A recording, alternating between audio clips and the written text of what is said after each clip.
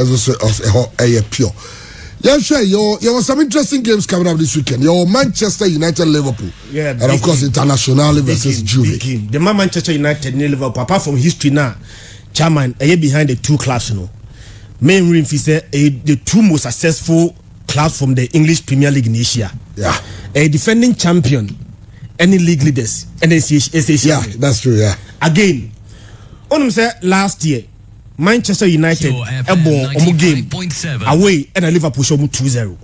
Since then, Manchester qua away and Liverpool show 2-0 no. Manchester about 15 consecutive away matches are on Lusubi. Okay. So the last time United qua away Eko Lusu no was to Liverpool. Liverpool show 2-0. 15 matches then. Manchester winning 12. I draw 3. They are yet to lose a game on the road. So side dynamics, and then the back game more. And my game here quite interesting. But at the back and the chairman you so say be Messi. Be high in crowd intimate MHSR game we. Can we imagine say the situation now surrounding this game by now? Say Manchester United are first, Liverpool are second. 4 points in a separate more. And for the game no by a bone empty stadium supporters intimate Emma. But I bet the new norm. See a game one empty stadium. We are just becoming used to say empty stadium now. Yebo games and so honum. And a lack of crowd. Liverpool and so any defensive injury situations. And the last 3 games are Liverpool Premier League no. Chairman, surprisingly, Liverpool intimate. I'm not even talking about say omun. The last 3 games are Liverpool nano. They are not scoring. So Liverpool drew a stage beer, go cinema. They are not getting the results. And the best year Manchester United are the form no and so a. The last 3 games are Liverpool abono. About 1-1 against West Brom. About 0-0 against Newcastle United. And Olusu 1-0 to Southampton. What it means is that the last 3 games are Liverpool abono. After just 1 point. In fact, the last 2 crowd here, they have not even scored a single goal in the last 2 games. Liverpool and so etimiabo. Sa form way na Liverpool edibesi Manchester United are also form at this moment, quite impressive. So Liverpool form at this moment, enye ebesi Manchester United the form at this moment, and so e was slow. Chairman, on him say Liverpool lead Premier League, Manchester United lead Premier League table after 17 matches. We the first time since 2012. The last time Manchester United about 17 matches. After 17 matches, only did the English Premier League table way back in 2012. That was Alex Ferguson time. In fact, say Manchester United edged the English Premier League. And now I can say 2 teams what the last year any season we are able a comparison. Manchester United seems to be appreciating. And Liverpool so a DP in form because league season here after 17 matches last season, chairman only 17 matches possible points 51. Last season Liverpool bought 17 points not possible points on betting 51. Chairman drop only 2 points 2 points per and drop here. Liverpool 49 points after 17 matches. Both season we Liverpool about 17 matches. So 17 matches, Liverpool equal 33 points. So from 49 points last season to 33 points this season. Just say points that Liverpool last season at this same stage, why I drop Maku 16 points. In fact, in total, number of points that Liverpool are dropping 18 points. Chairman, only say the 2 seasons are actually Liverpool are dropping more than 18 points in the season. But a more season anyway, Liverpool are dropping 18 points. A chance the 2 seasons ago, when we said last 2 seasons, last season dropping 15 points. And the last 2 seasons, Liverpool are dropping 17 points. The whole of the season in Nano, one dropping 18 points that after 38 matches. But after 17 matches this season, Liverpool are dropping 18 points. Now, I'm going to see Manchester United.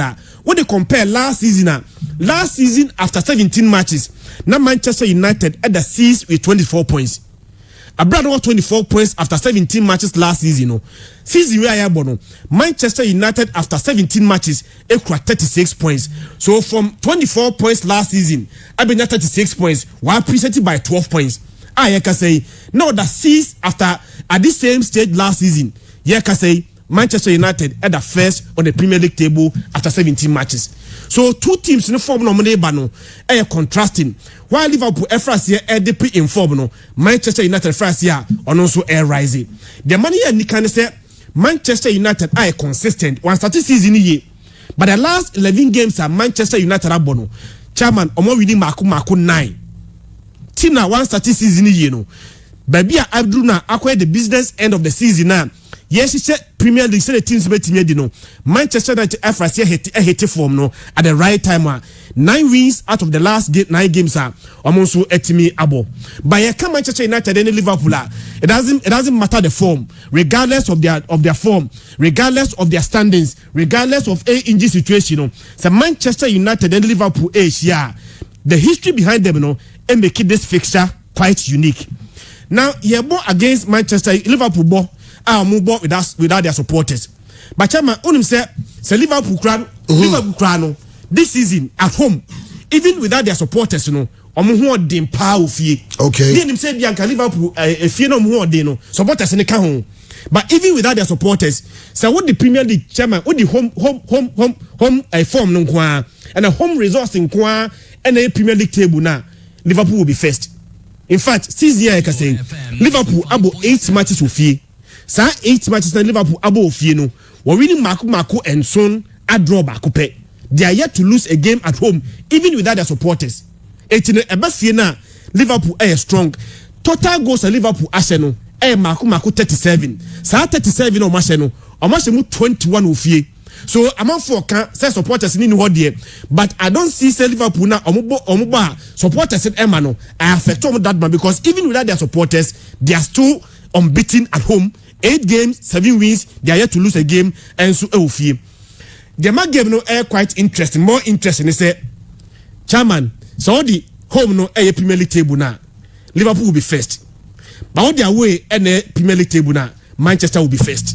Yeah, Manchester away performance this season. You know, Liverpool is strong. It looks really good. Liverpool na obo ofie no. We are strong at home. Manchester kwa away. We are strong away because say the Liverpool unbeaten ofie no.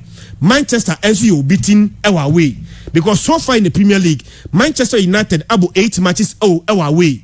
So 8 matches, you know, they've won 7, they've drawn 1. In fact, total goals at Manchester United I say Premier League no 34. So 34 no Manchester asemu maku 22 our way. So Manchester a very strong away against Liverpool and also very strong at home. So a dicey situation for the two teams now. Almost Ebabesiano. In fact,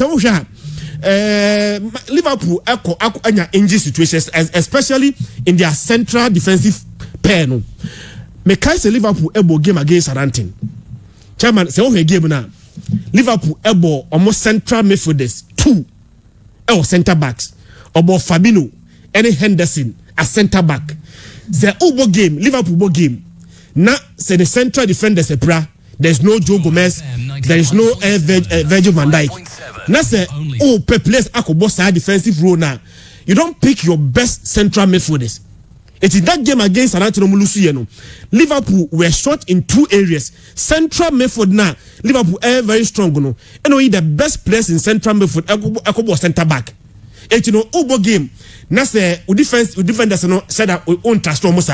Ade obetimi aboa ne se enka central midfielders no esbe be top notcha obetimi protect the 2 center backs. But in that game obo Fabinho any Henderson from central midfield to center backs no obo Wijnaldum no obo Thiago Alcantara any Chamberlain as the 3 midfielders. Thiago Alcantara no for injury never on team massa protection na obe expect say even Liverpool bo that's a Van Dijk nebo that's a Joe Gomez nebo I brand defend Fabinho the both 6 or protect you. It is a obo that's our center backs no say be own trust you and yet the natural center back now say any protection papa biana against a top team like Manchester United. Chairman they will punish you. Okay, idea actually Liverpool say no a bit to Man City last season because Man City Abraham because Laporte prior no ɛna Pep Guardiola eyi Fernandinho efi sa central midfield ho ekobo center back. City lost 2 areas because Fernandinho in central midfield no was always Pep Guardiola's first choice central midfielder, not the place na be kan ho. And we ni free honum and then cause center back on shada any comfortable at center back. Ebi na to Liverpool. Omo boa, omo central midfielders na omo ya ade no are now playing as center back 2 areas and I was shorty. Ade am say esa to Liverpool ni say Liverpool able gamer chairman onu say omo attacking from omo full backs no and the Robertson and Trent Arnold. In the last 3 games now mangu say Liverpool airborne no. Chairman there onu say because Liverpool able game against Crystal Palace. So game na Liverpool against Crystal Palace almost 7. Liverpool in that game almost 7 no. Almost 8 shot on target in just 1 game against Crystal Palace. But the last 3 games Liverpool abono. Chairman in total almost 1 goal. 1 goal penno. Almost 7 shot in the last 3 games. So even effort on goal krano and Saima. The reason is very simple. Sa omu 2 full backs now. Omo journey attack too much no because the 2 center backs no mo bono omo trust omo kwanti no Trent Arnold and Brentford and the Robertson ain't me attack that match because enka Virgil van Dijk nebo Joe Gomez nebo Brentford Trent Arnold and Andy Robertson will have the confidence to attack. By recent games the 2 center backs nebo no omo trust omo say omo your natural that their natural position. So Andy Robertson and Brentford and Trent Arnold do not attack that match. That is why in here for a team at 1 game Otimbo 8 shot on target. The last 3 games they played only 7 shots on target. They scored 1. Okay. 1. Mm-hmm. So they are not attacking that much. And they have Liverpool in this game. And then back when I say ball against Manchester United. Manchester United in central midfield will be very strong because in recent games Manchester United bono. Other say Paul Pogba any match nebo. The last game of Manchester United in the Burnley bono say Paul Pogba any match boy. Do a very bad game. In fact, Pogba was top notch. In fact, so this season, Manchester United able game one big game piano only about McTominay and Fred in big games. So against Manchester United now in central midfield, who is your best central midfielders? Eko boy chida. The tendency in south central midfield no either Pogba, McTominay, and I say Fred Minan able central midfielder chairman they will dominate. All these factors considered, my rain fee, and we say Liverpool in share. When the last 3 games, Liverpool has a 1 goal pair. About only 7 shots in target in the last 3 games there. But me and Renfi, say Liverpool na yakana semino. Say about Premier League this season now, they the top scorers. Almost 37 goals. There is no team at this moment after 17 matches has more goals than Liverpool in the Premier League. 37 matches, 37 goals. It almost said the last 3 games, almost say. But Premier League, top scorers Liverpool 37 goals. In fact, almost a goal than Chelsea. They scored more than Man City. Man City has 25. Manchester United has 34. Liverpool has 37. So last 3 games in the goals in the match. But in total, they are the best scoring team in the Premier League so far. Again, so against Liverpool, Anfield. Don't forget the Anfield factor because Anfield na can was Liverpool are unbeaten at Anfield. In fact, the last 67 games at Liverpool above 67 they've not lost. Even without fans. Even without their supporters, 67 games they've not lost. So 67 games now Liverpool lose 2 game of Chairman, someone winning mark 55. Sometimes we be not how unbeaten runner. Yana draw to me Dawson. But Liverpool there 67 now on lose 2 game no.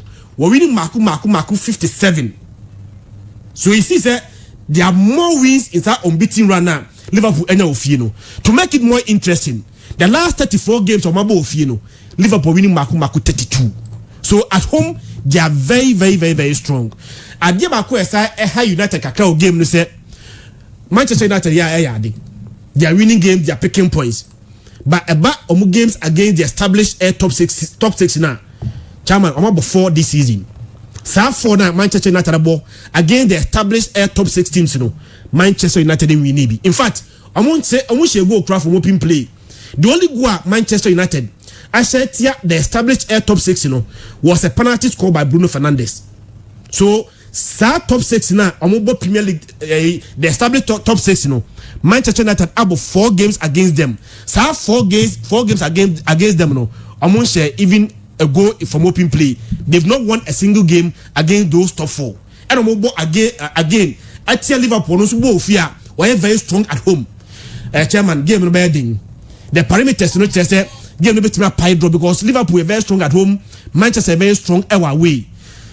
Central midfield na Liverpool omo best central midfield the Ecobo center backs no might affect Liverpool ofi game ni wie na say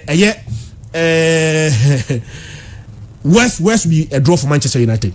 West, yes, because Liverpool form no, which means that Liverpool's best to be a draw. Yeah, okay. See, West for Manchester United in this game will be a drawn game. Okay, Chelsea against Fulham.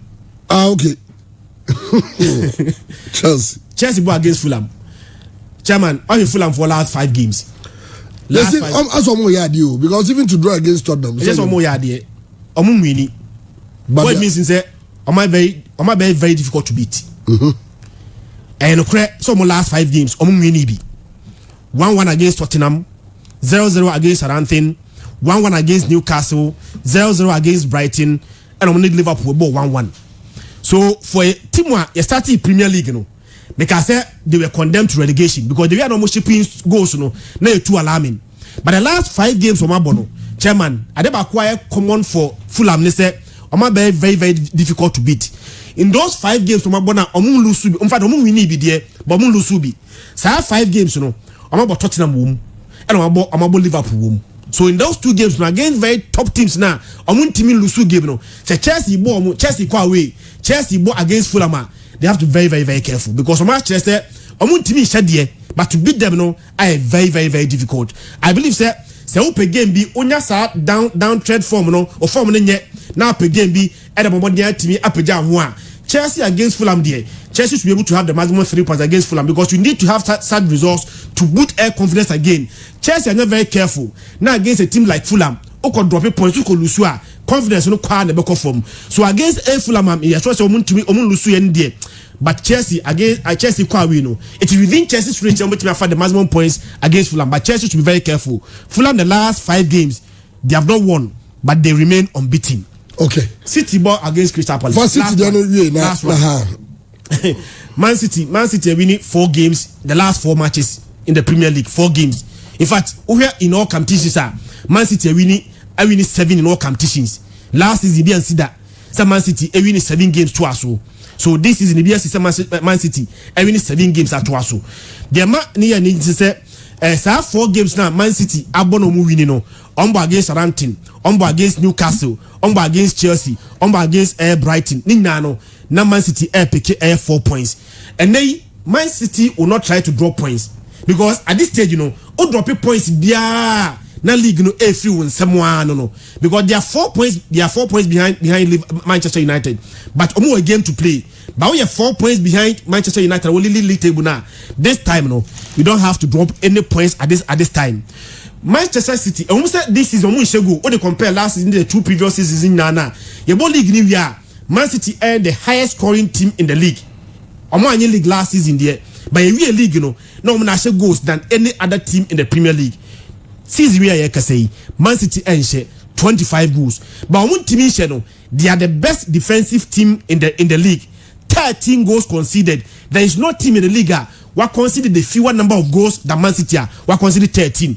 And you know, against Crystal Palace, Man City are very careful because already since we are say Crystal Palace already Manchester United our way.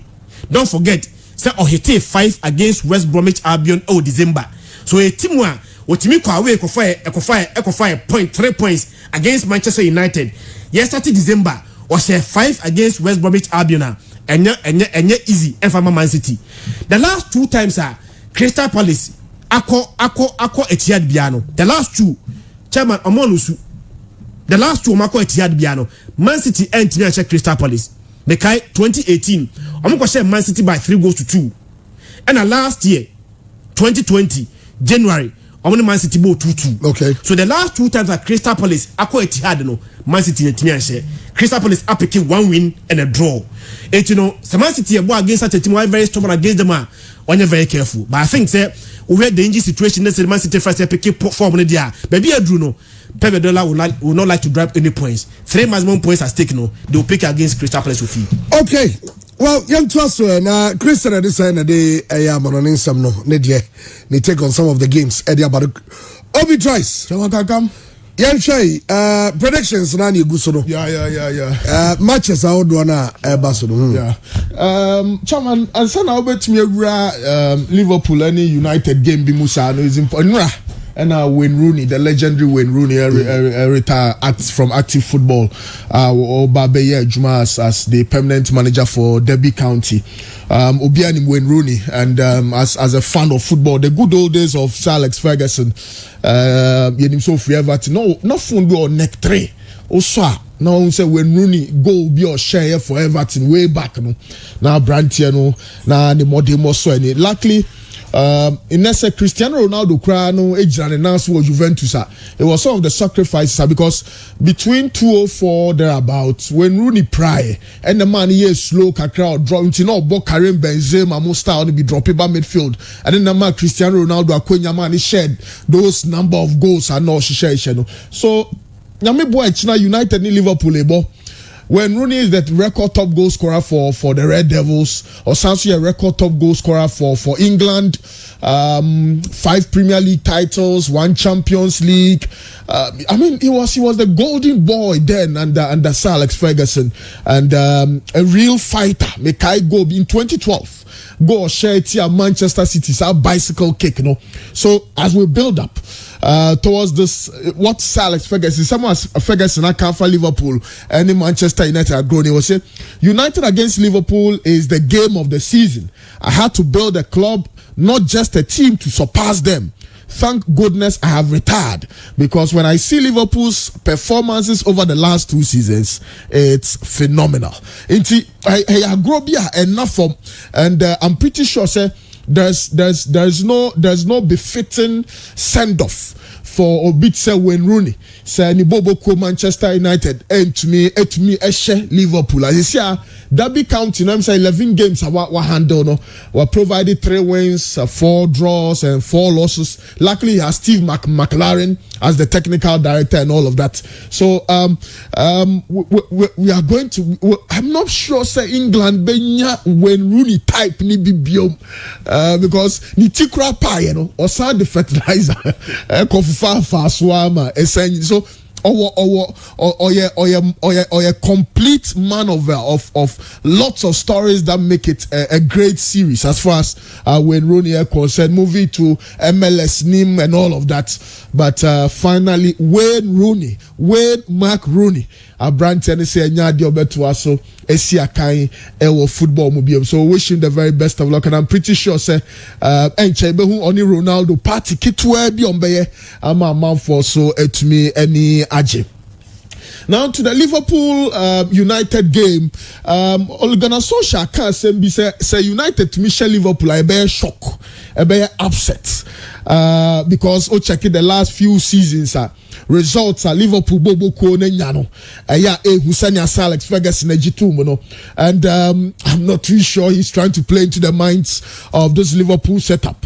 Now Jurgen Klopp so complaining now 3 mudia Manchester United 4 penalties or many in 2 years, 27 penalties or many in 2 years no, and no one who has some so no complaining. I don't credit my Marcus Rashford ebe can say look penalties there can grow no. Now those times are Jose Mourinho no catch him say look you have to be smart to get the penalties. In team ranting you know more United says here no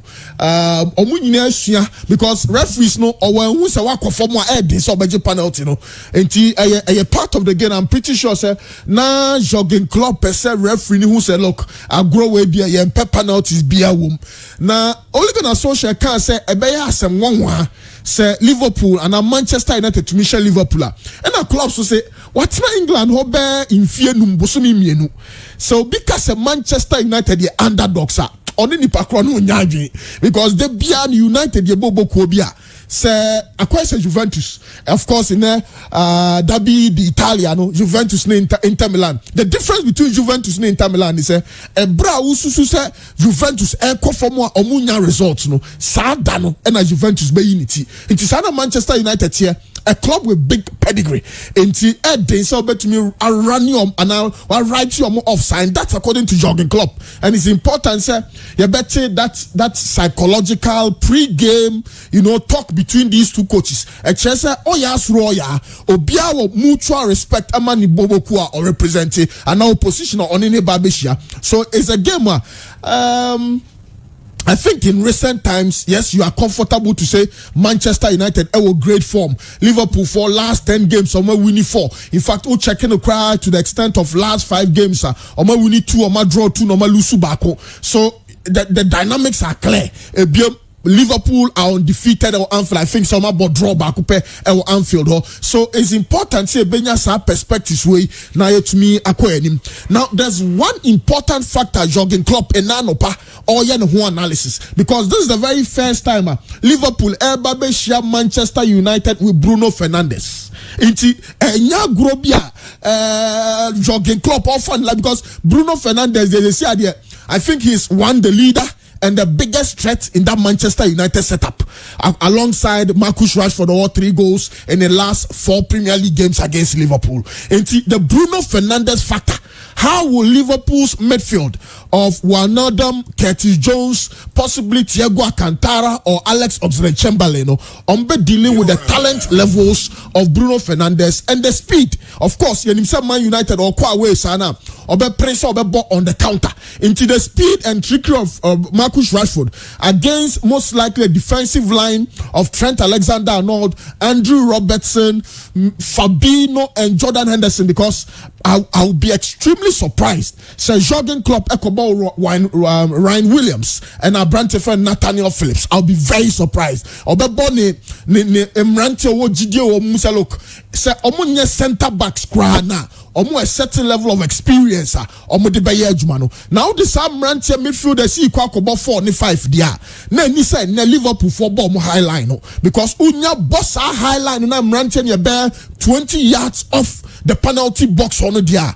Now and then Marcus Rashford no America, because you say the target for this Manchester United side is say Omobesha branch friend Trent Alexander-Arnold area.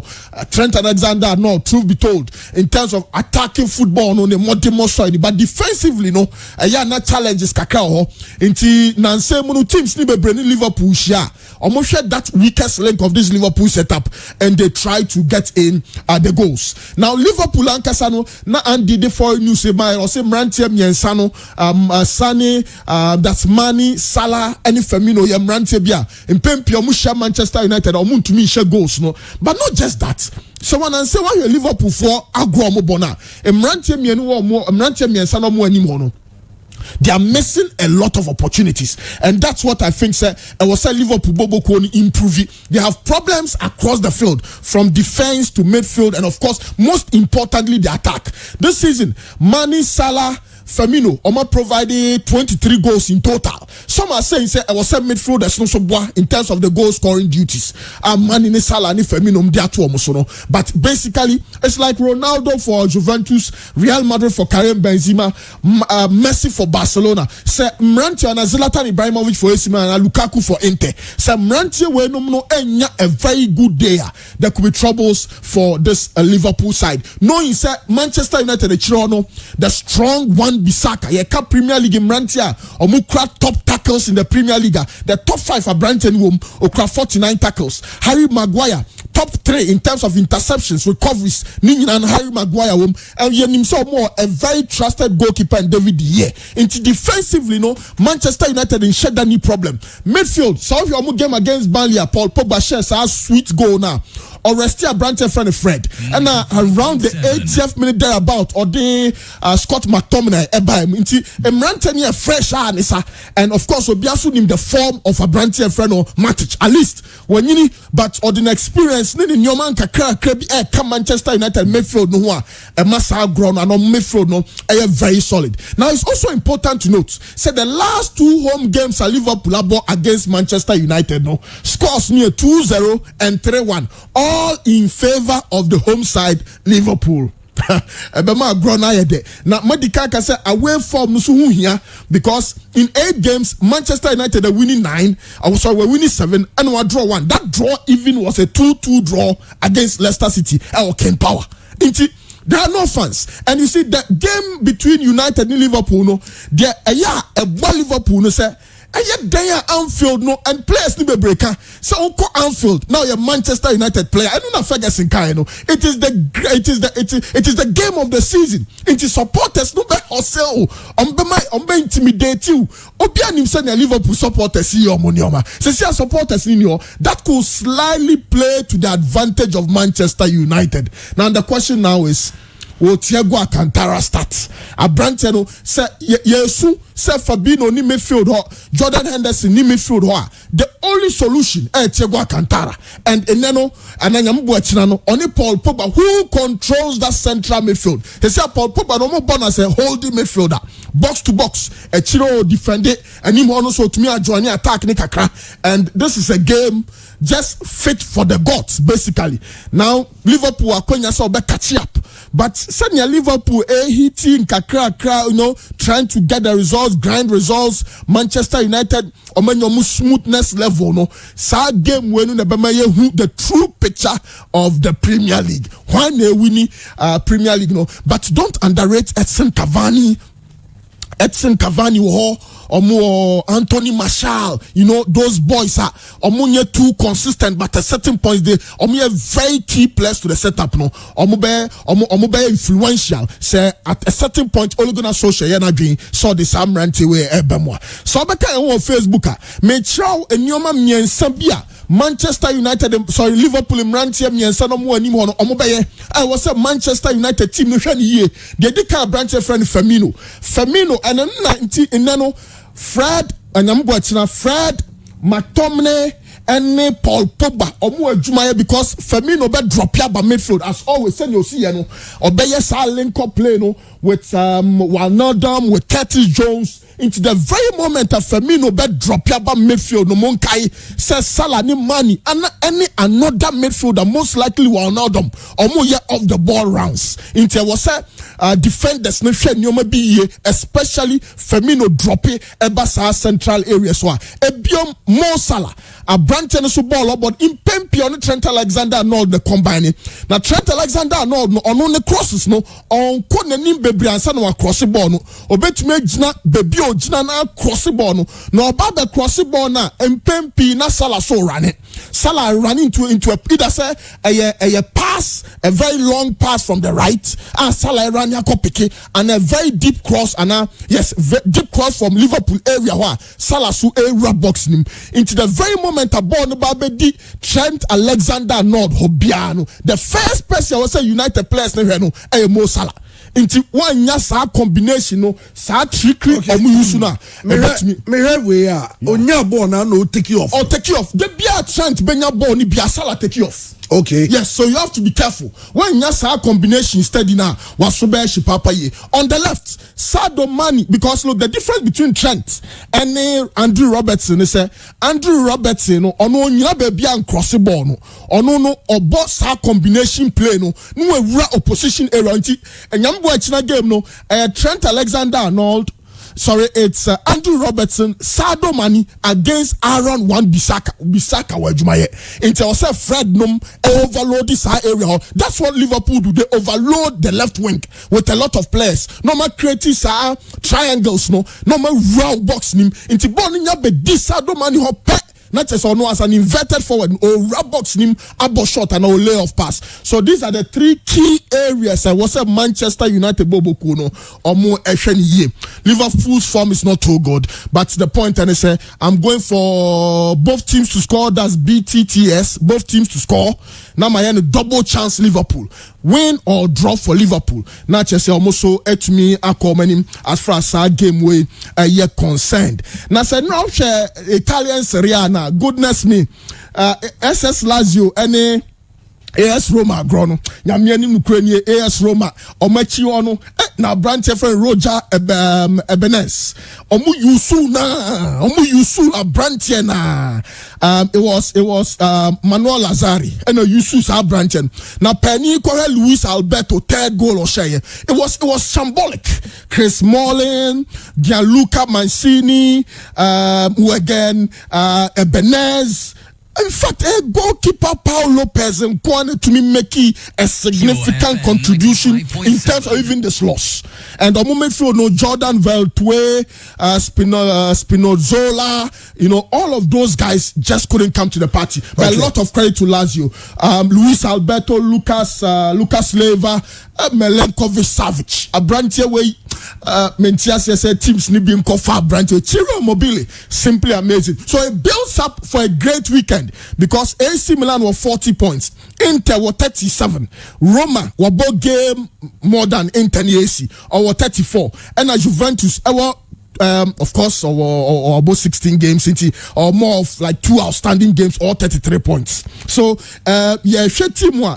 So Juventus nya 3 maximum points or Babeje the second position. Nanka kra or Yabe AC Milan and Inter Milan, and that makes it quite interesting. Now Inter Milan medikaka this season Nanka sano Inter Milan omo show ma gonna see Boniface be slow start. I mean him say concentration problems because to play against Juventus they have to move the ball quickly in terms of the transition. Now ball not drew anymore. Lautaro Martinez ni Romelu Lukaku kaise week yamu Inter Milan Fiorentina, Mr. Conte drop here or rest Lukaku free bench and a bit fast winning goal no Christian Eriksen board the number 6 position. I'm not too sure so beside tries our strategy but that's the point as far as Inter Milan concerned. Now, wing backs no make Inter Milan wing backs no Hakim Al Sharaf and your Brandt and Ashley Young, they are very key. In fact, on bomb Australia's wing backs or bomb as wingers ankasa.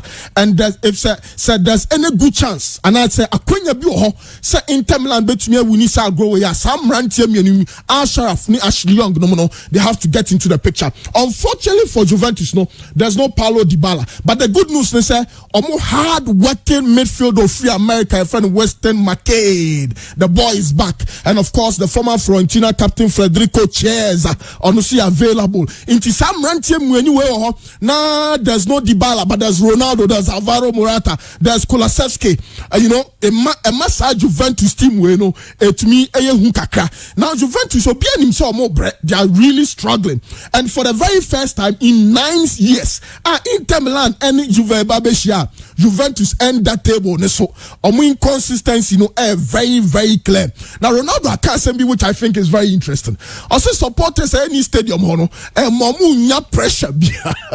Also, supporters, and that one more Nanka supporters ni Bruno, na Adiachia, wabe jam no abobono. Same can be said for Brandt and Leonardo Bonucci because Osha Bonucci in a partnership with Damarel, in a partnership with Chiellini, partnership with Danilo. In fact, na same Ukraino Danilo.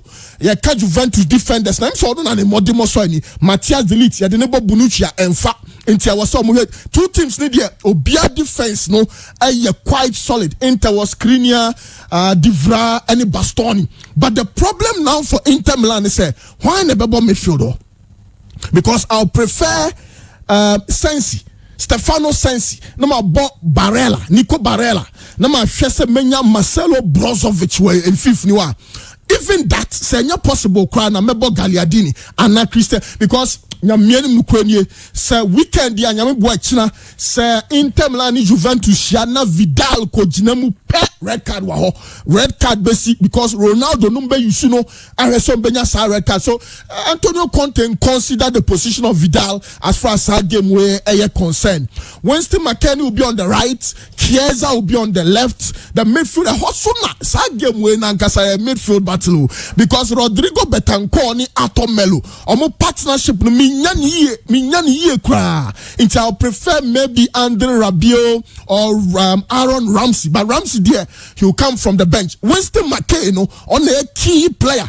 Emma team, my friend Juventus, especially Omo midfield. We talk about Ronaldo, Morata, and all of that. In Tisanet but Omo Kulakseski, Sakola Weno, ni hupa, ne ball no swani. Anytime be obeba Juventus game bu piano, aya abranteno epese otumi eshe goal. So we have to be very careful, and Inter Milan for no omunya very very careful. Game management, ball no yenyam point. Ubon say Antonio Conte yini best players na film. When we know yi Lukaku, not Ivan Perez Chaba, no yi Barella, no the Gagliardini aba, ubon so the Alexander Kolarov aba.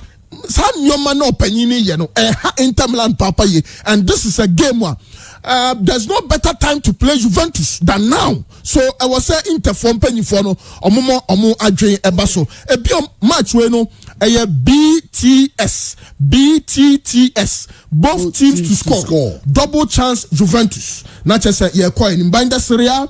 Inter Milan against Genoa, me home win for Atlanta Genoa, me had home win for Atlanta.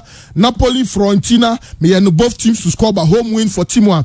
Your friend Napoli. Now chese home sem no. Now as far as other results are concerned in the Premier League, quick ones. You're running through. Yes, Wolves versus West Bromwich Albion. Samala dies against Espirito Santo. 1-0. Wolves win. Wolves for problems. Kakra, no Daniel Podence, no Adama Traore, no Johnny Castro, and of course the legendary in terms of the club's history, Raul Jimenez.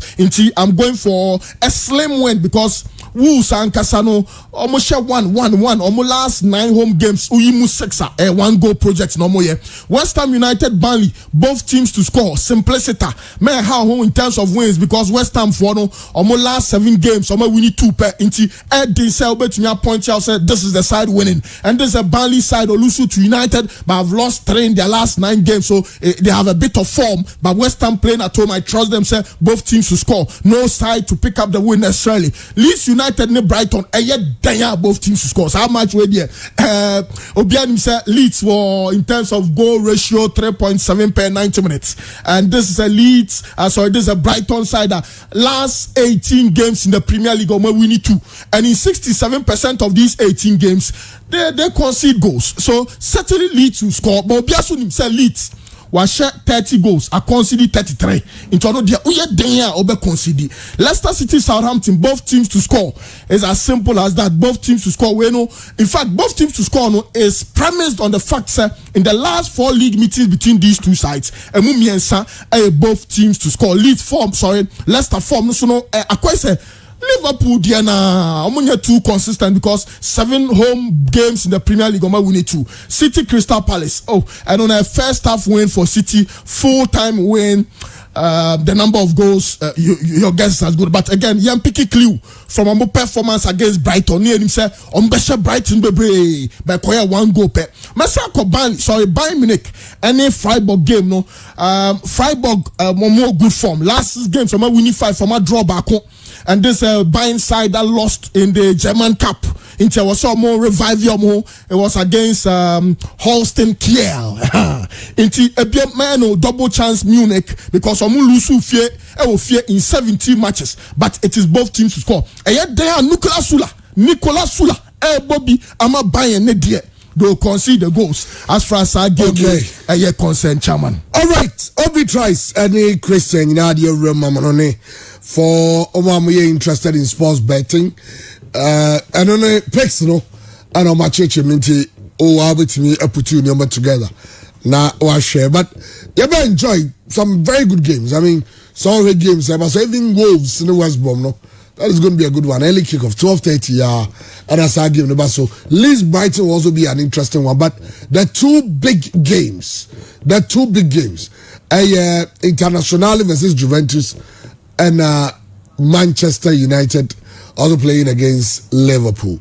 Nina Honsam, I remember Murphy, near Meshenra, Abu Dwarfs, Interlice any Olympics game. Barcelona is a Interlice de Kakono. Mama Betras and Yahin Semno. Interlice they say Omu team no Omangasa Omu Omu coach. After a game Olusui by 2 goals to 0 to Accra Olympics. Danny Majikanovic. I say I didn't know. Oma anye careful. Relegation. And I have Mbeko. Well, after today, I'm getting worried, you know. Because 7. By see. To get number, be able to me see. One for them, they shall have 5. Okay. And I'm sure go 3. That season. But this time, we are starting to go training. And Yamamu images of go training. Omo yen wa tunsu ebi ajari. Ebesadi bi ato. Facebook live net here for be at me. Wow, here live on Facebook. Got me hodom. Okay. I don't know. Obviously, are you guys doing renovation at the studio or what? Website no yeah but maybe I'll be fine by from Monday there maybe okay. All right. Yeah, trust, but yeah, you can share. Moment share Olympics performance. If an entire is coach, the Kaka said Usru said the Ekeka Kono have Usru relegation because the entire is almost 7 points. Only a third from bottom. Almost 9 games. Almost don't see Nano. Ubia about 6 games, and you likely that Kivaiza might get their second win of the season because they are playing at home against Elmina Sharks. So Kivaiza to me, Kivaiza will go on 10 points. Next, Kivaiza saying, Christian. Entire lies. Last season, they were one of the best teams in the league. Some Makacho. I'm players, yes. And one drop Manaf Mudasiru and Bob Maxwell Niabekwe. Maxwell Niabekwe bought 2 goals. So there's even competition for places. Mudasiru Nya available. Maxwell Baye Jumano. I think generally Nankasa Noma Psyche Mose. I feel way the Great Olympics by BB and yeah more credit in terms of our physical training. Olympics bet me about 3 hours of football. I'm ready. And then now so here internalize game now. From the blast of the whistle, my internalize one who said this game is not yours. They were running, they were tackling, a proper teamwork and Omujitum say omunisi kabebre inti mrantie na nkasa they are playing for their careers basically, and that's gotten them to this level. I'll not be surprised Salmo ebetumi drum pempen so bi eso ani. But we are still early days in the Ghana Premier League, but oma show oma chere bi say omo a proper team enye a group of individuals a proper team wa say pass from central midfield and a pass from deep areas and a center back bio and from the full backs unimbe bia pass neko and minim some more scouts crowd there because the way they play it looks like they are so prepared for every opposition. Ohwe omone kotoko na omo ma intensity no kosuru kakra bi intina kotoko ho kire no e midfield ho and credit to Anna Walker kire say nya yare ye ba ye man ko da hospital a wa kire say ampa ye can local coaches omutumi transform teams Anna Walker kire say ampa ka ho, and I'm just being hopeful say at the end of the day no Olympics benya position bia esefata amomo so etumi akomanim for Interlice. I will not want to talk about them because a club a selling club. It's part of their tradition. I don't know Mako Caliber Manqua say Omra na Bepe club amana manako amononi. I'm sure so Muankasano the project is about survival, basically survival. In Chomono, the Biombe di Biano 9th, 10th, 11th position, mid-table position Biano Mope. They are not interested in seriously competing. They are interested in making money as far as football is concerned. Okay, well, I know you're a game, you remember and Nediana, so but let's not forget women's football, the women's Premier League, the Women's Elite League, and all the clubs are poised. But Unzenka Women's League without Yenyaba Evelyn Insiasa, who was also a member of the Asante Kotoko board. Evelyn, your chairman no pay Bokodier. Hey, maybe away you may be proud. Oh, yeah, you had your oh, say baby out. Sound. Okay, Mate. Well, they say maybe I didn't know the oh. Well, I mean, and then Emano Moshas, yeah, the Women's Premier League. You just will message me and all the teams are over competing there. Me that's me near Mama, Mema, Asante, my Ghana, my Napisha. I mean, no one to tell Mama this opportunity to speak to our stakeholders. And it's a man is going to happen.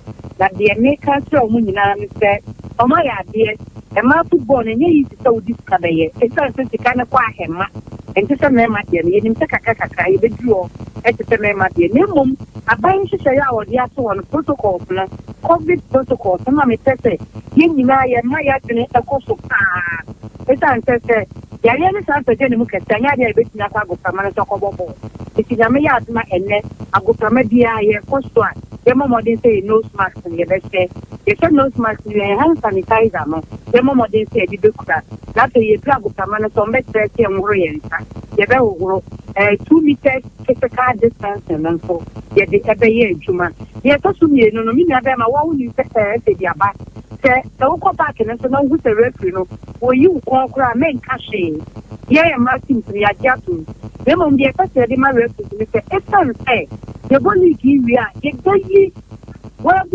champion ɛde no akɔ africa ama no akɔbɔ first champions league a kaapfoɔ yi introduce nti no yɛsɛ ɔmo sɛ ɔmoma yɛ fair officiating ɔmoma mmɔden ma yɛ fair officiating ɛsiane sɛ yɛnim sɛ yɛ maame Hillary Boateng ɛne yɛn papa Kretokeku nneɛma bi a refit ne bɛhia sikasɛm ka ɔmo de bɛkɔ bɛsi ɔmo bɛda nyinaa no ɔmo ayɛ saa arrangement no ama wɔn ne nti no ɔmo mmɔden sɛ ɔmo bɛ protect players no ama yɛn yɛnim sɛ refit bi a ɔbɛma good officiating no protect players no ama yɛn yɛni 30,000 Ghana cedis a yɛ player na ɛmu fu a yɛde no bɛkɔ akɔ hospital ɛma ɔmo akɔyɛ nti ɔmo mmɔden ara sɛ yɛsrɛ ɔmo bɛ protect players no ama yɛn na bia mede tu dwa sɛ asanteman ɛnɛ yɛn teams mmienu ɛna ɛbɔ wɔ na mmienu akɔ awɔ yɛde yɛkira yɛyɛ ne nsɛ bɛnhu region baako a ɔwɔ 4 teams yɛn region no yɛwɔ Fabulous Ladies yɛwɔ Ashton Ladies yɛwɔ Kumasi Sports Academy ɛna afei Supreme Ladies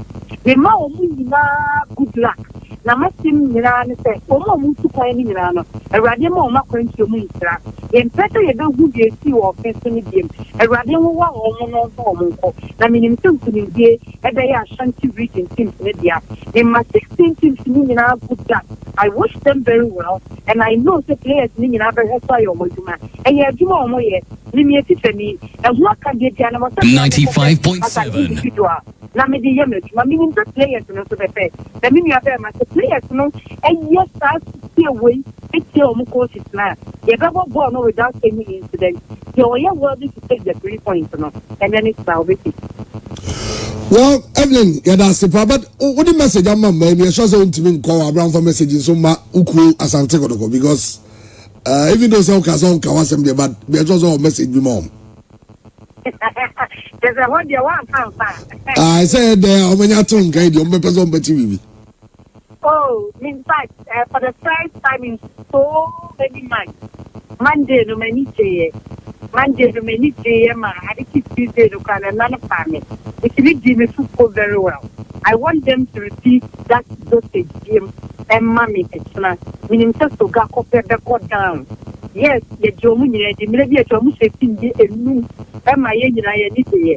But extra number a different story. Meaning Kenyan Yadma.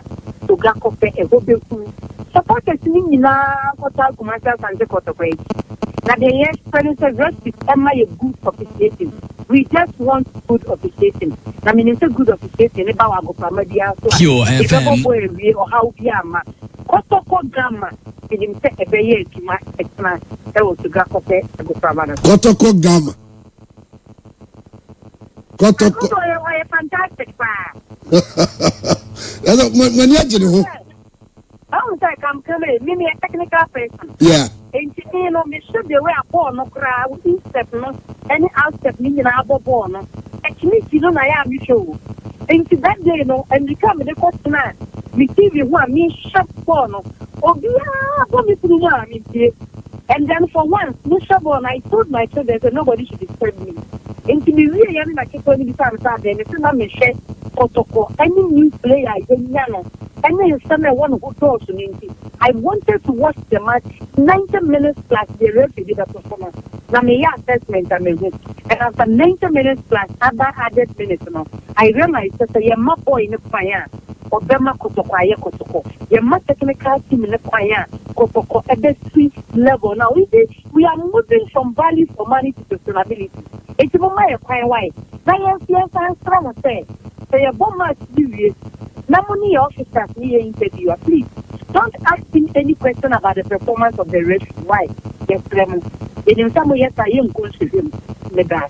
And yes, Ramozo says a job will be sad. I can't join the woman carry. Let me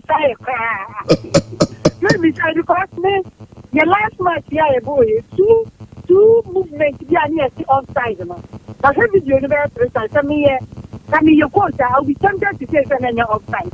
It would be not decide a rest performance. Then if I had you say money and make an answer right. Okay, but with us, Evelyn, all the best as well. Thank you. All right, Etevo, Yane, Evelyn, Insia Asari, Mrs. On the night Chunkomono. Now, the tennis, BYT, who's Evelyn? Or woman, she's into women's football. Yeah. In fact, why are part of the technical committee? No? Yes, a Mali committee. Yes.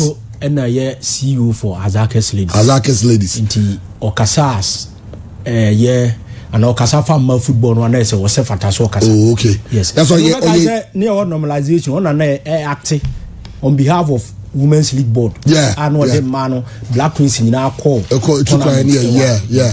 And I was a member of a Santiago board in tea. Or they are for half for how I can be Kaka. And they are for women's football. We wish all the clubs well. Say women's football starting Neno. Or we should be our minimum by the what tail so. If you have one no, if you want to say, or can if you are history, or facts, nay, historical, you know, when you also into women's football, I saw your communications team member of Fabulous Ladies. BYT and then a man born also. Yes. Expectation to say the 6th edition of the National Women's League. Oh, okay. The first year born Zuna since 2000, but okay. From 2012-13, then 4 years.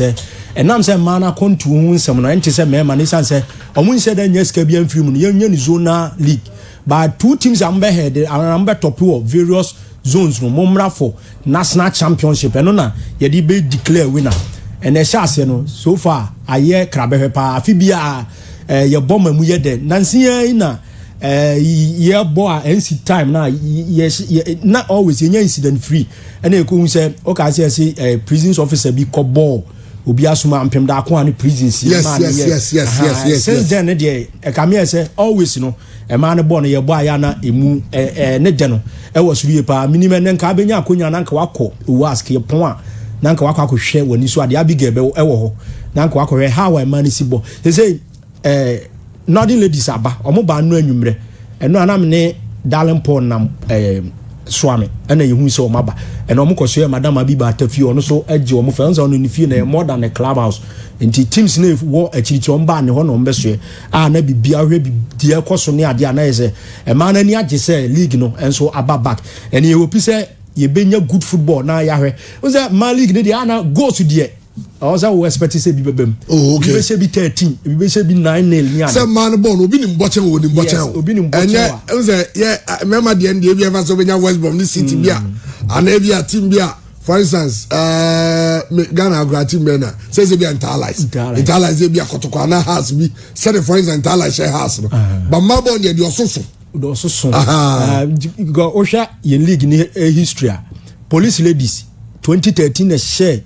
team bi na ewo Dawunia friend no Ayola Ladies omo so omo 13-0 but since then nche danya humiliating score line bi say bi by about 10-11 ni ade dia ye tanya bi Fabulous Ladies kra na ye ka so omo ye giants ewo male football mu no Fabulous attesty heavier defeat pen ewo women's league nim and ampem da ko aso ye team bi a yen zo ha no e ana of late omo modern aso nipa the last 3 seasons omo na aya champions ewo yen yezo no magimu 2 and na yes as na ka Fabulous Ladies on 2 occasions omo na agye first edition and second edition and ni nyina so omo lusu to Azakes Ladies ama Azakes beje to aso miensa ama omo fourth time I know some begin and pem da kwa for so agi free o nsem a o mo so entimi anye enso ho nse FA Cup so mpanifo a ayen chese no so akwan mu a no so enche beba yenya Super Cup nyina enso so ewo ye league nimti chamo ema league ni de okohwa ya na FA keke wo oba na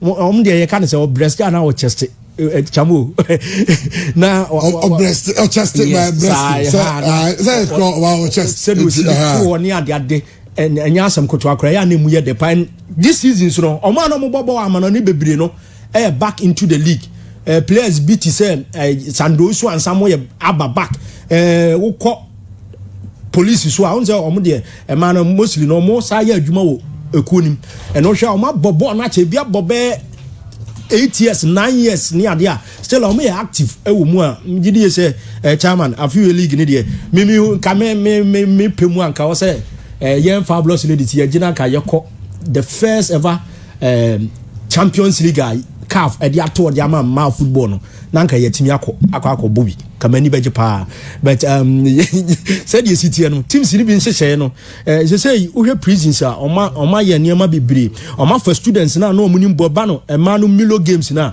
omo ya ade no o ya ade nkwa na certificate no wie school na ya omo employ ema aba be ye prisons officer ewo omu ye security service no ma o ya amo matimanya a lot of players chips amu nyina wo hono ma said omu ball ni city last year ye boy no no mo bode mo so ani ye pa ama omu ko final score in the tier 1 no mu ni ade a na migidi ye said omu si anchese na eboa ye pa an immigration league di so ewo players a omu so mo de mo no eso ani ye pa well meaning say e be interesting and wa obenya hu bia no go to any of the centers na go here any so ade ye ma no e si akan and ebia oben was ho baby amam wo eye important ha no na wato for ha wato for was no ha go hebi any West Coast no ne ho nyina baby omobo women's league ni bia no oben wa no go hebi let's give support to our ladies now monso mu say omo game no omobo no men no eta wo machi o yo ba nso na ofi abetimi akọ say they had the COVID no yes COVID no say ehun sensem bebre eba ma say Ghana Health Service aye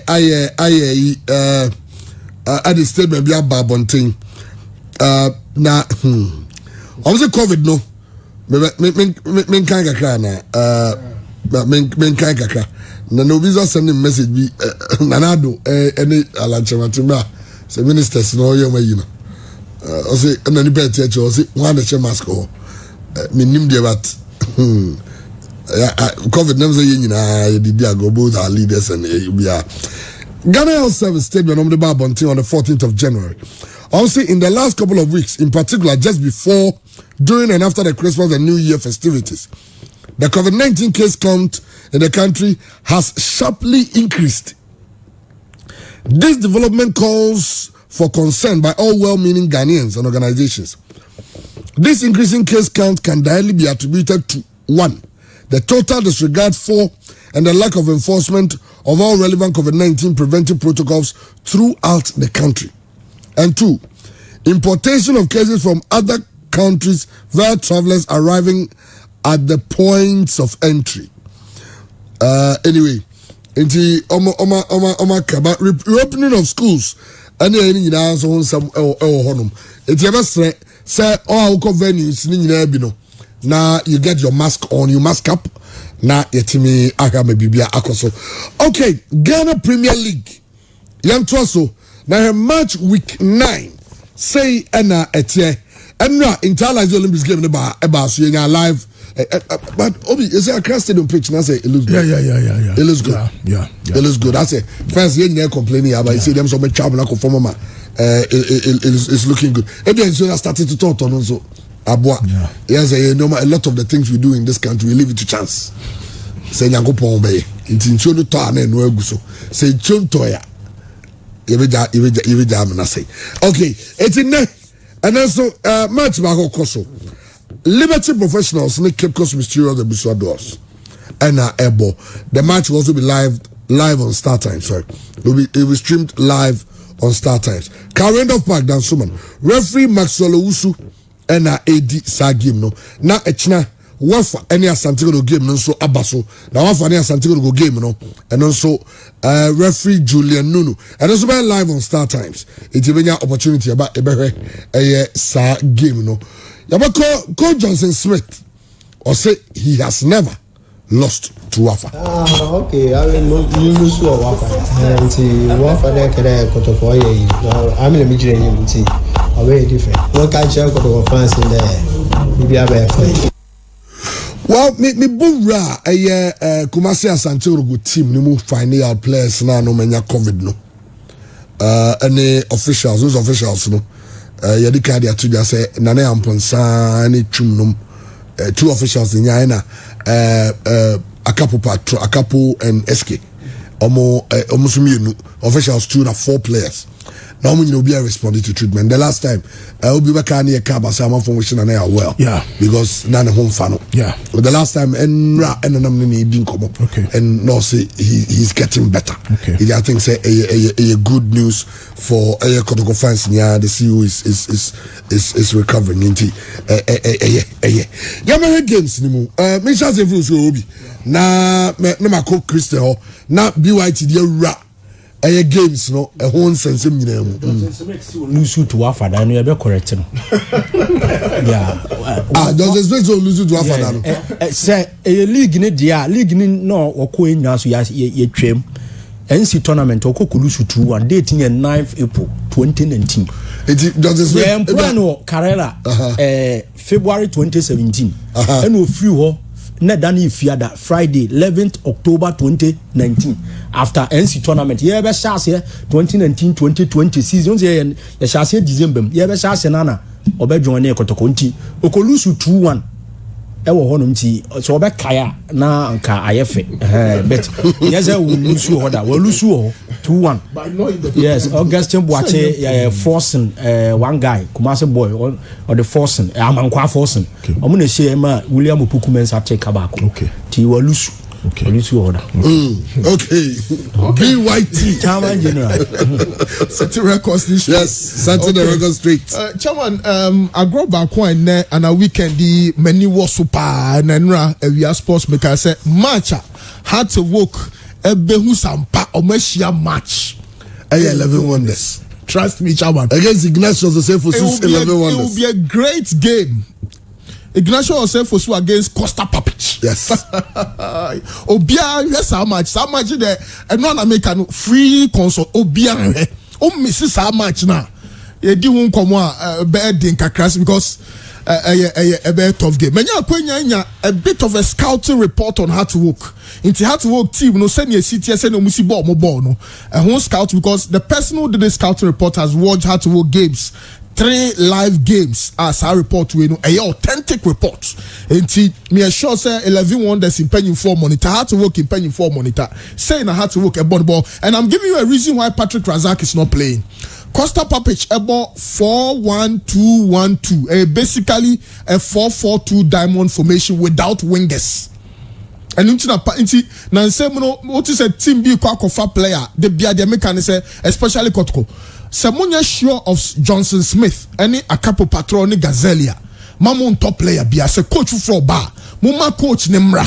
And sana matter coach now recommend this say may say na me ball player wey na be fit mama unko top player na sana coach Araka say onya me style or no onya me kind of player. That's why Patrick Razak in pen or bench no. Now in the 4 and the Papic in pen the ball for ono e narrow 4-1-2-1-2 into ball no ono ma full you saw a lot of the wide areas full backs na here wingers no okay into here traditional wingers into Patrick Razak bebemua no yi midfielder back one Patrick Razak abebo 4-4-2 no and no cry no a latter parts of the game no use Patrick Razak and no o manu ko that center line no so pepe o mani bad nim kakra na ko more of sanka boy 4-2-3-1 anka 3 no omrantia offensive midfielders no ono be operate on the right into a major decision of Costa Papic ateki.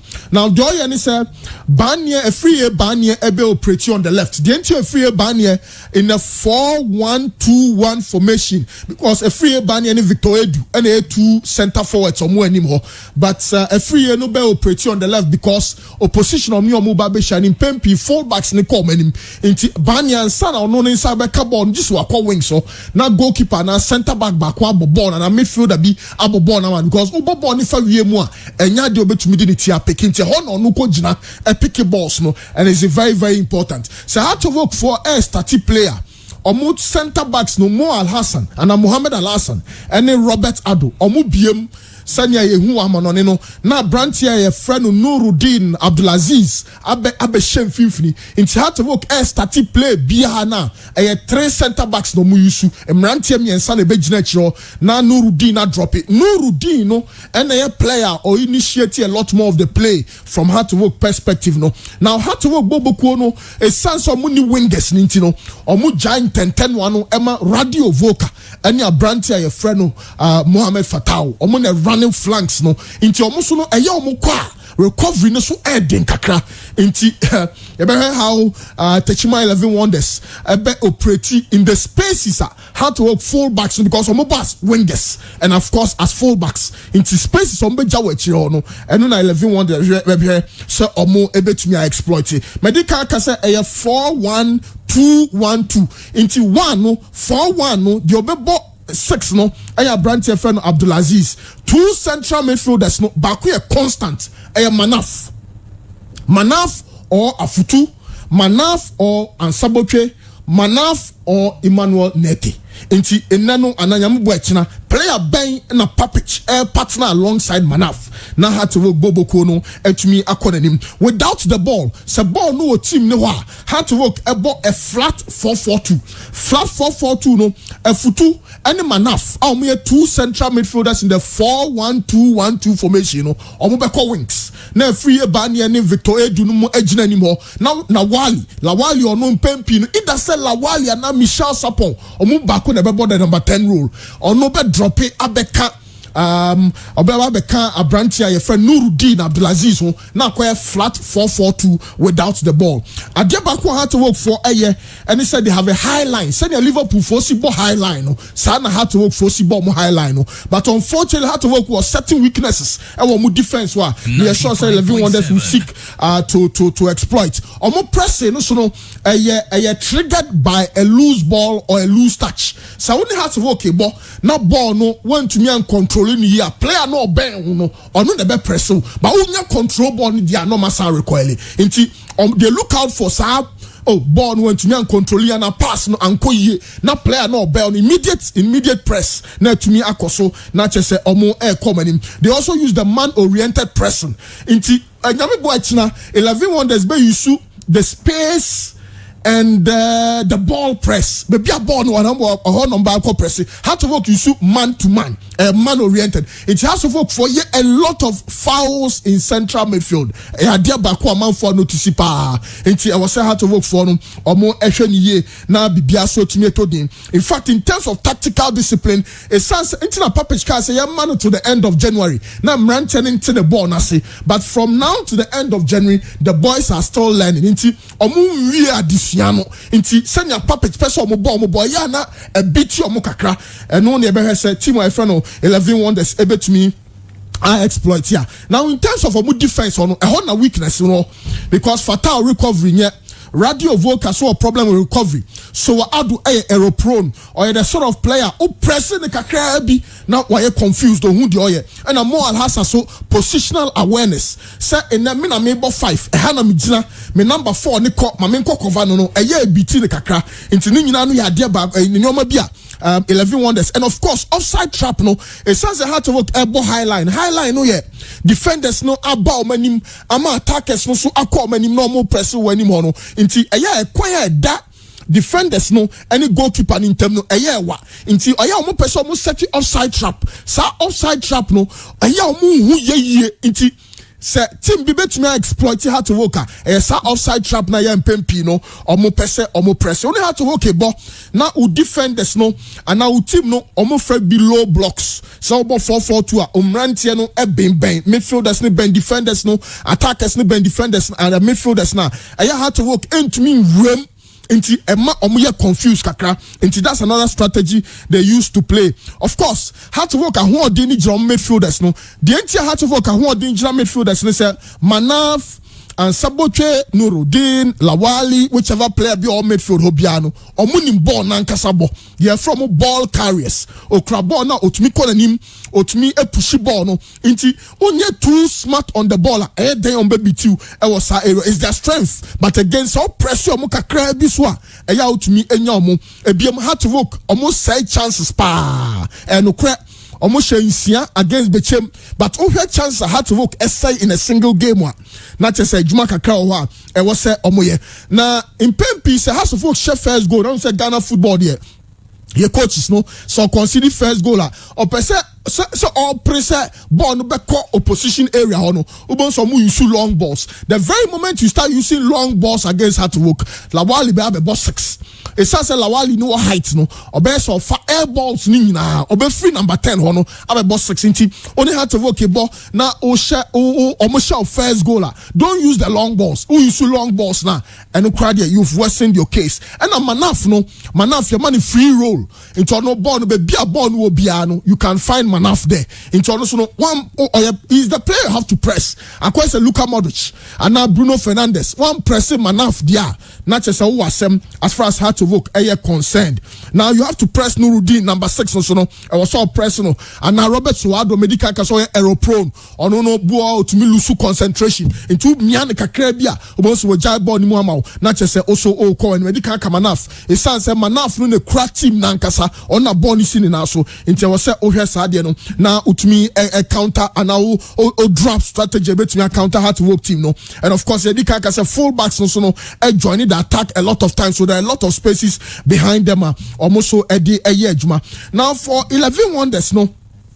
Omi a team omo medium pressing. Medium pressing is on corner nimbebre or jina center circle na no hoka krebi o the ball ni wemu hona no ashase so presso. Now I'm pretty sure said they'll go for the 4-1-4-1 on benya base midfielder bako no maja 4 central midfielders no maja attacker bi wo anymore na chese omo emo demono etumi aso ani. Now they'll press in high areas no yeah, for example radio vocal crabon or the ball nearby or ye 11 wonders area or ya bay na no on be creative overloads na jibono, then they'll try to hit on the quick counter attack. Normal to me I call omenim as far as some game near concern. Now they'll play quite similar to how to work in terms of initiating play.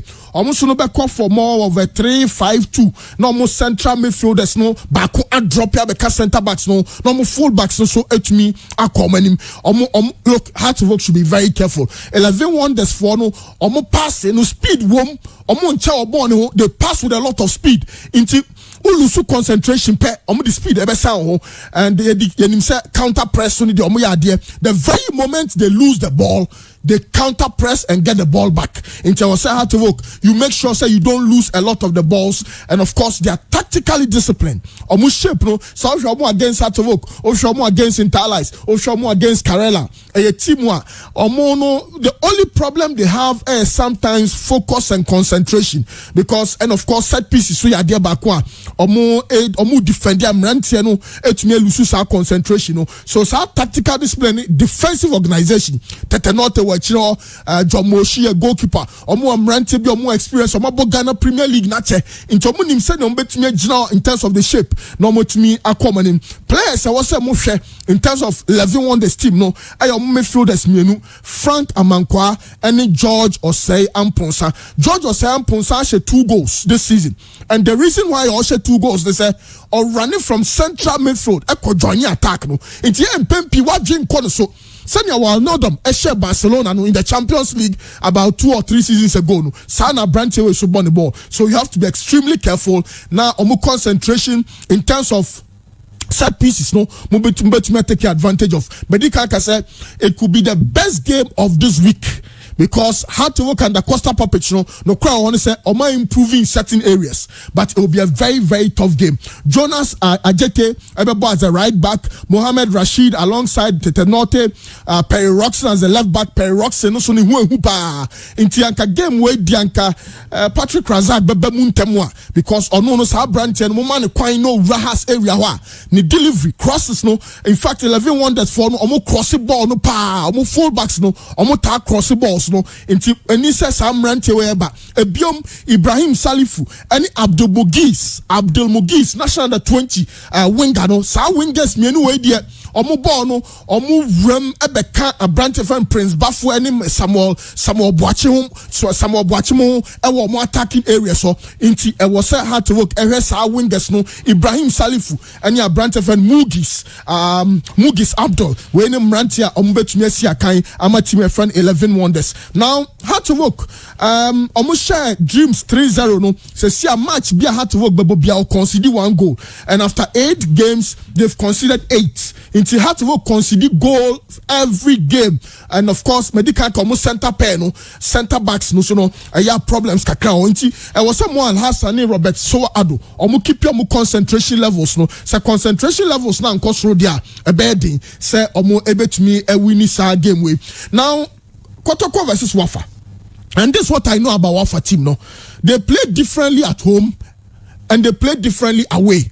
Okwa away almost time pa Wafa but no hemu mo obe frustrate you not the form no ye foul be na time na ko but bo home dia, in fact obo away obo 3 back but bo home dia obo 4 back inti me sure say Coach Johnson Smith ne scout instant report ne saka instant report na me makai no I'm for ball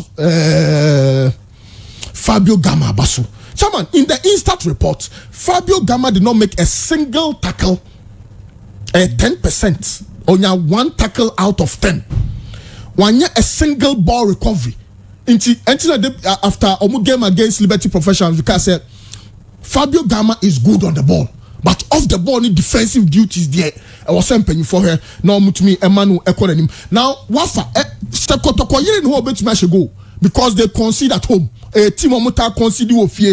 A biom Omu Yusu a lot more of the long balls. Into sa game where there, Sanka defenders no be alert swa and also able to me abwa. Now, Omu biggest weakness, Wafa, a crossing. Into minim say Kotoko crossing. And I just Ibrahim Moro and Christopher Nate no because of crossing ball now. Omu defenders no to me confused kakra, but you just have to watch out for a branch friend who could do Yadom on a key center back.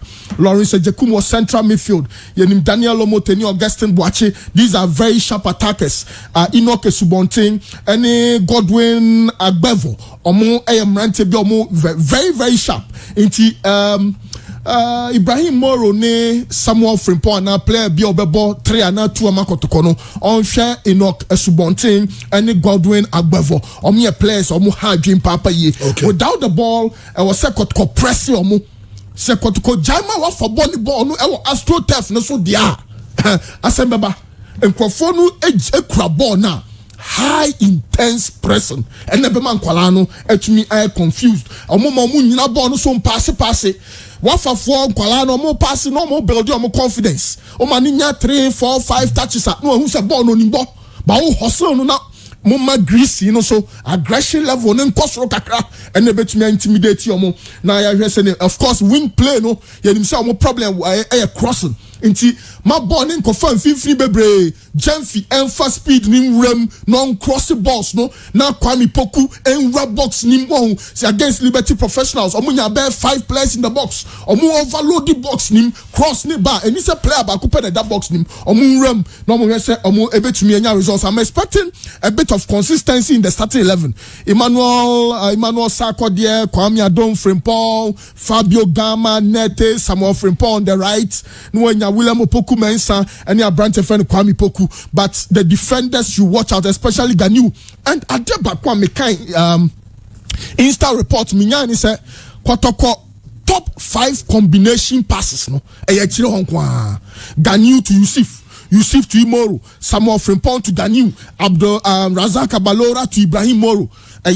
omunya positive kakra omunya confidence na movie ball ni mra omanim because a chiro on pass ne doors no do e was a transition here quick na omutumi e come as far as our game no so e concerned of course wafa for first choice goalkeeper no Sabi Akwa wa conceded 9 goals in 7 matches enti yate say on hwa or the Oliver Owusu Bolivar Owusu na bebo sa match we psychologically when you are playing against Kotoko now consider these high number of goals their problem so they have to be very careful. The scheme of play is total football intina ya kase ni so mo ejina ball so che na mo wingers no so omo enhwe omo ye they should as well spaces are a damn midfield nim no in 10 times so na was Frimpong Kwame Adom Frimpong or sharp or close Casemiro mu de bi men nyina ho ma ball na men close your mo na omuntumi enkom and Daniel Omote and Augustin Wache omashe 10 goals in 13 goals out of wafa for 13 goals omashe ni mrantie menu na she goals no entimaka say was defenders na alert na omohwe sa game no. Now on paper the game of the weekend Mediama any wafa game no. Now Mediama first style of play in here. Sorry, my mention say free Ash Gold. Mediama Ash Gold, almost style of play Ash Gold first of all. They play in a 4-3-3 formation. Apia Makati na player say Mediama 4% winning against Ash Gold. They have to stop him. Omomu de no a basic. Enya fe now rocket science bianim a basic. Apia Makati is the general coordinator of this Ash Gold side.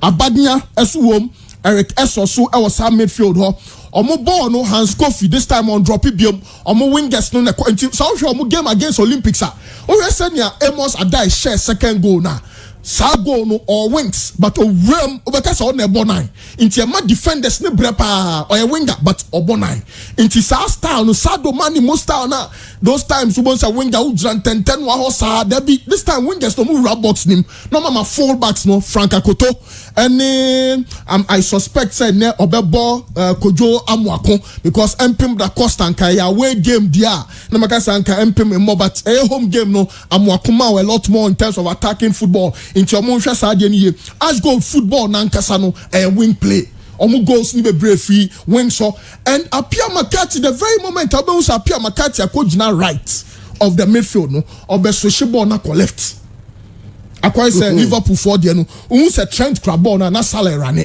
into who say Apia ben right ona no ahwe player no all running on the left no now what me monitor no almost so ya there in set pieces corner kicks free kicks obi Apia Makati do betumi aye and until the special mention for Apia Makati Opoku Ajiman I think he should play Amos Adai or I'm say ya no bebo let me say line up no kran are ready Felix Korte bebo Frank Akoto bebo Samed Ibrahim Michael Enu very good player Kojo Amuako Abadnya Eric Eso Pia Makati Yawano Hans Kofi Opoku Ajiman akola way ball Ghana Premier League ni no ehumpa the combination was established with Hans Kofi no. Look in this game Mediama forgetting Hans Kofi ball no onimbo but onye threat without the ball.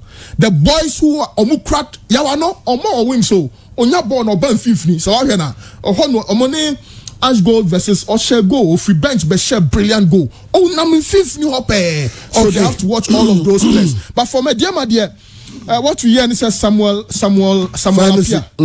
Yes, Samuel Apia bebo Patrick Yeboah bebo Frank Boateng bebo Mediama for no mumpe wing play bebre omo game model ni so mbe fan finfini midfielders no enti ubenya Eric Kwakwa Justice Blay Akwesi Donsu Rashid Norte now Bassett any Kalibu Twazan free Burkina Faso no ababa almost style no and shut down fiti senya Mediama for AC bombo nti ball na nkasa de midfielders na ebo so hwe omo last 3 games so much 7 goals 1-1 Kotoko 5-4 against Mediama 2-1 Ediana nti see Mediama for she goals and was say Ash Gold for you careful kakra and omo concede no so no they've considered a good number of goals because second Faisal are conceded 16 goals now Elmina Sharks are conceded 12 now what funny Ash match goal that conceded 11. Mediama na tosunum wa conceded 10 goals, but they are free scoring side, especially on moment. Sa game where they befe. Apia Makati Abadnya Eric Eso against Justice Blay, Eric Kwakwa Rashid Norte, anywhere again in central midfield, Akwasi Donsu. One the best controlling some midfield. Well, that game, no, controllers game. Controllers game. One controlling midfield, no one. Very nice to watch that game on Star Times live, but that game na TV. Emma TV. Oh, Emma TV. Okay, Augustus is for about the many my Christian bra because already there are reports but say who was now was a Ghana web by story and a lot of news portals are assemble and say former Santiago Costa Augustin say come for they just say come any picture near their Facebook live no say Augustin say come me who you say hey sir na da be no na Augustin say for ha Saboko there. Onyango badum boko bibia boko. We ewa. Asempa. Enyamia Augustine Sifa for bars anti kotoko player. Ewa. Iron Boy nipa ne dinse. Aye. Iron Boy nipa dinse. Nipa ne dinse. Ba ne se pa. Obi.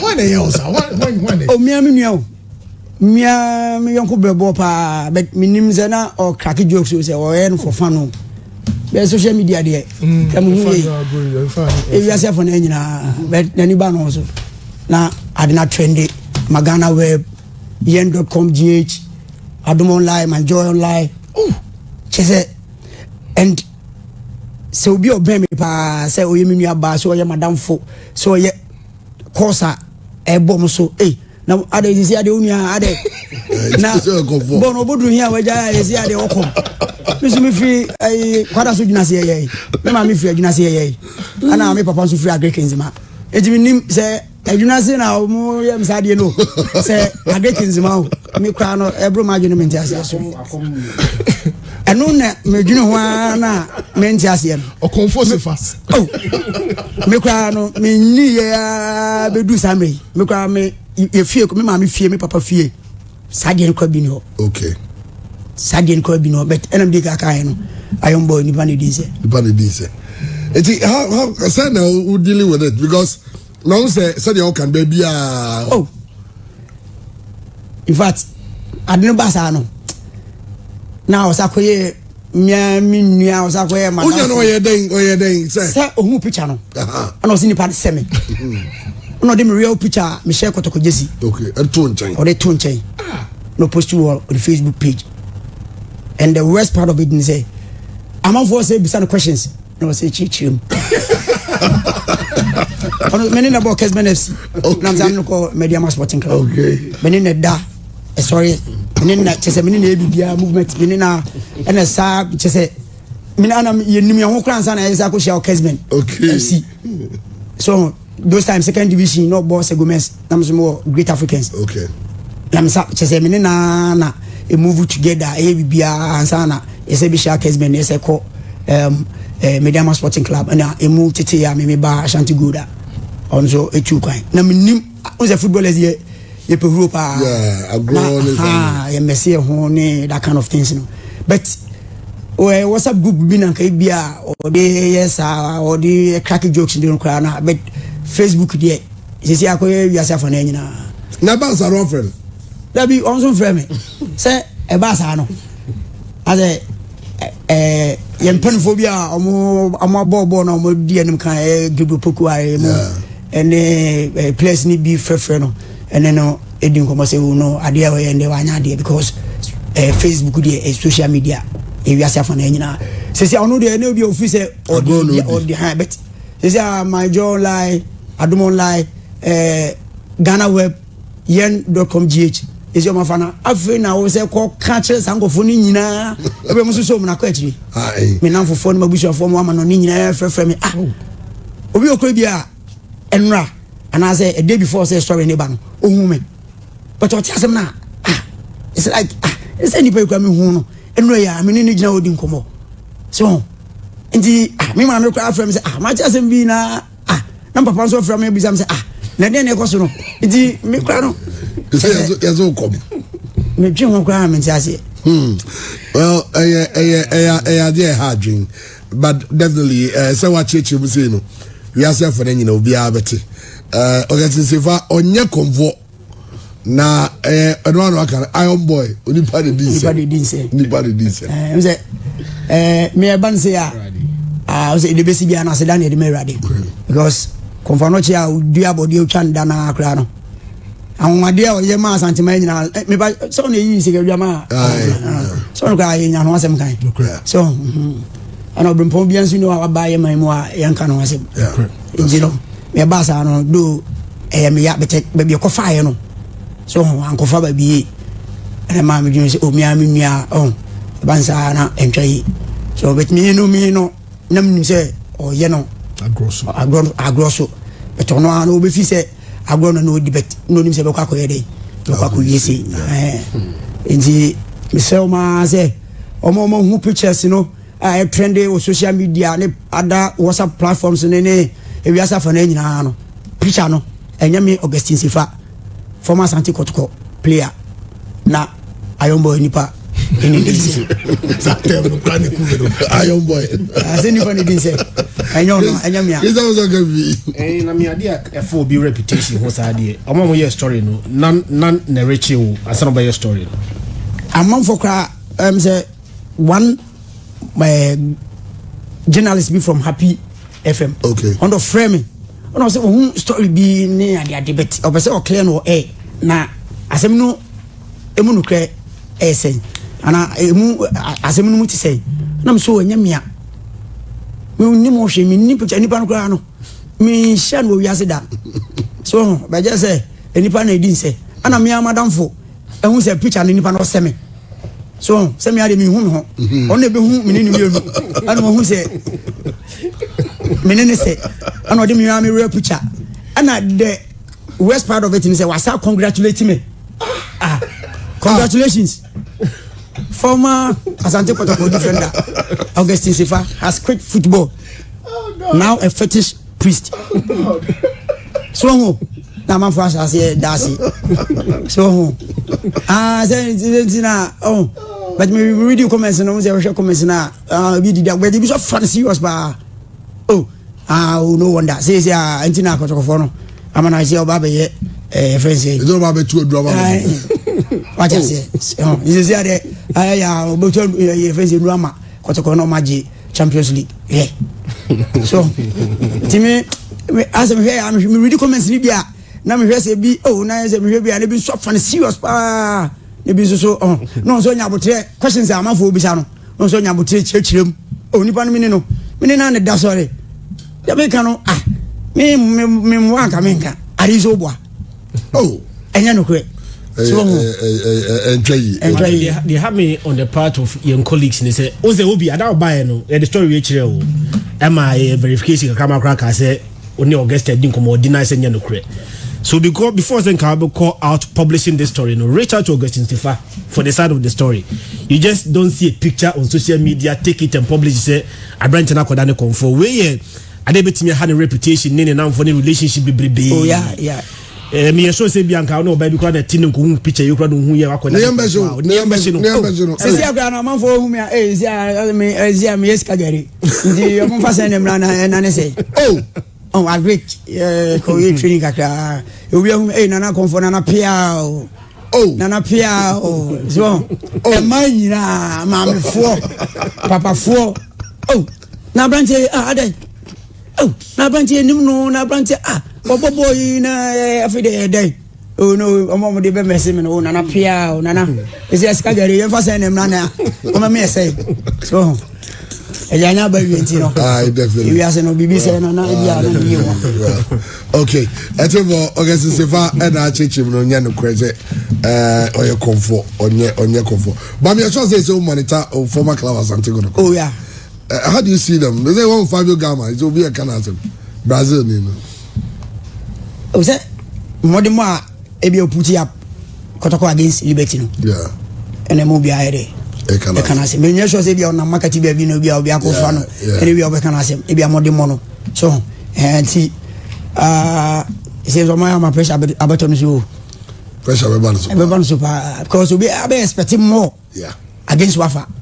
So but my colleagues you know they make my catch man say well organized because we lose concentration kakra bia. So because ono mo used to artificial turf no. Ono mo you training you maybe bia. Only one for ball hopping. Yeah. Ono ya na den mo you different ono. The mo different say omo move a lot in positional changes. We call left no we are right. And just a player no we call left away by right no. So lose concentration this year who to mark na left ni no up as my right ni na echeje for neighbor ni them. So it is a man well organized, man determined. So na concentration mu lose concentration ni kakria bia. So ebe ma ana omo so no omo enrane with the ball no. Omo possess ball no. And definitely say team bia na only opponent ba obe possess more no against your opponent no opponent ni break because on attack. Yeah. Because one now possess ni dey who enjoy with the ball no. Yeah. But o tumika ahia ube tumika na dey bufu. Ho na ahia boka ko twa ntwa bi ana boka ko ye rough tackling bi na onya yellow card na say onya red card na wa short team no. So enti no omo no one omo they move a lot. Momo fan so mu team say omo susa ka mu nya konya mo premiership ni bi. Omo susa no mu win a enye 2 points. Omo win a 3 points na bia. Enti Kotokozu win a 3 points. At the end of the day no omo going hard. No mu determine very hard. Na omo nya win o game mu na say omo nya draw kwa o game mu a e be motivate omo ma omo dey other friends league matches no. Any even Confederation Cup against AS Setif. Ebe boost omo moral no. Okay, Confederation Cup. Amra wo tese ese ko go players see omo nye training was Sudan. See enti sika more money ya. Net then ba waju. Oh, minimum there e ba sa no. Me say some me player ni bi. Yeah. Ebetma to me. Because me nya sure say players no. Se bibia nsi a ankomo so be dey. Because at the end of the day, no, I almost future. Okay. So, because me sure say, but somebody a try to do Ghana. Nah, and I'm sure say, Ebia, minim how Ebia incident, you know, you see here happy, and I'm newbie, and I minya konyansu miti guys ni bi nyade, and no money in common moment nyade, and she must be a McCoy, say na day, you could see a mom yade, a yenisa, but me see, you know, as I could be maso. Minimum say. Me plan a bit ma to me and I say ka bibia nkosi so a ka players no muntimi nyere enya sa but me nya konya emusa players ni bi de muntimi enka wasem bibreza. Oh, okay. Well, let's have a high pure 95.7 FM. There you go. So since if I clarify yes and some by far say so a conform one sense no wakasa edia fa home now Kafun so the idea babontin yeka go dia na CAF dia ba CAF at the statement be about Bonting and to all national associations affiliated to CAF. Now subject the minimum number of players to start a match in the case of positive players in the COVID-19 test. Christian, who's going to go call Sudan no? This COVID in sense of me by now the CAF and the about Bonting is the CR say. Say no the first number and say okay I mean or say dear General Secretaries I mean kind of I said I mean been free. Reference is made to CAF circular letter dated the 8th of November indicating that the team does not have that indicating that that's okay. Okay. Team does not have the minimum number of players. If a team does not have the minimum number of players, 11 players including one goalkeeper, plus 4 substitutes, that team will be considered to have lost the match 2-0. Okay. CAF Executive Committee, in its meeting held in Yaoundé on the 5th of January 2021, decided to modify the above provision as follows. Quote, to allow a team that have 11 available players to play the match in case there is no goalkeeper, another player can replace the goalkeeper on condition that the total number of players on the pitch is 11. If a team does not have the minimum number of 11 players to play a match, the team will consider to have lost the game 2-0. It is said the CAF unmodified.